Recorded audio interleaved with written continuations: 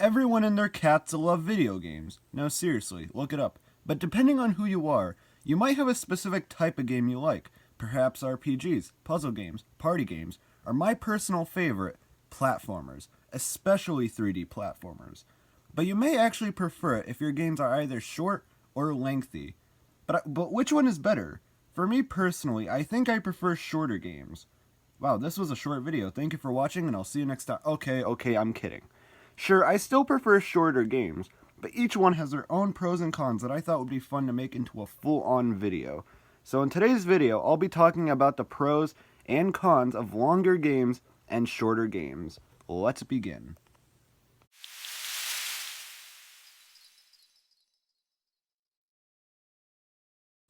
So to start off with shorter games, why are they my favorite? Well, simply because of how replayable they are. Sure, the games might be a bit shorter in length, but seeing how short they are gives them more of a reason to replay them, and potentially even speedrun through them. A perfect example of this is Super Mario Bros. 1. The game's not long, it can be beaten in less than 10 minutes, and it really gives you more of a reason to replay it and to get a faster time. I would try speedrunning through Super Mario Bros. Myself, but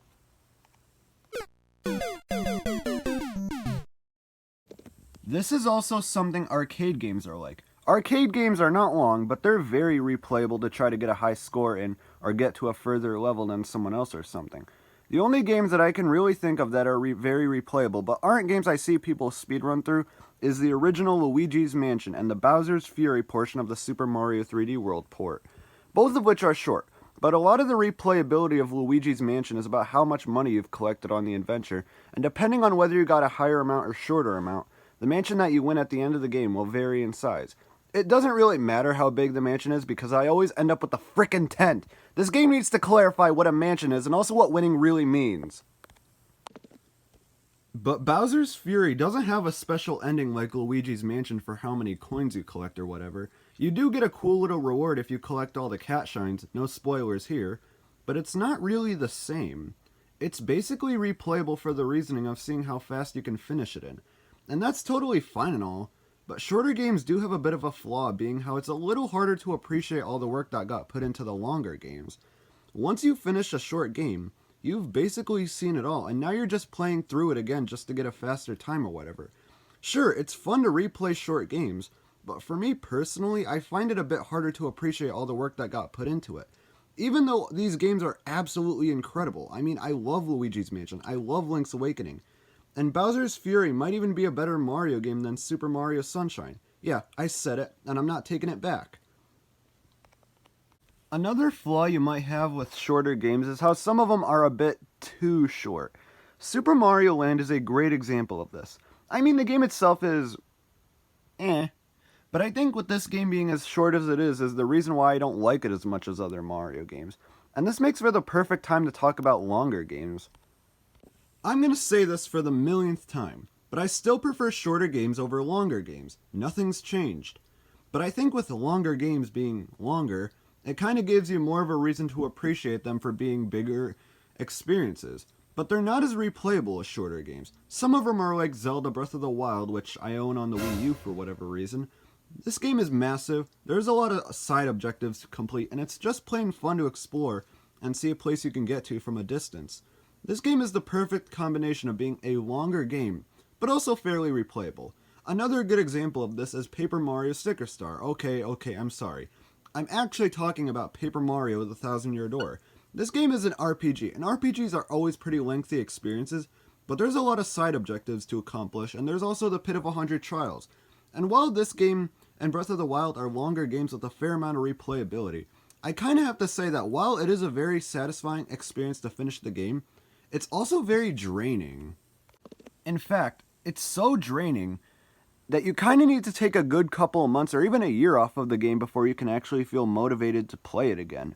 Even Breath of the Wild, as fantastic as it is, and I know I literally just said in the previous sentence that you might need a good couple of months or even a year before the game feels fresh again. Well, Paper Mario The Thousand Year Door is an amazing game and all, but holy frick, this game took me the entirety of last summer to finish, and I really got burnt out of this game. And I think I need a good 3 or 4 years of not playing this game after that damn final boss. That took me an entire month on its own. And some games are actually made somewhat longer just so they can be longer, and it's just an excuse to add filler to the game.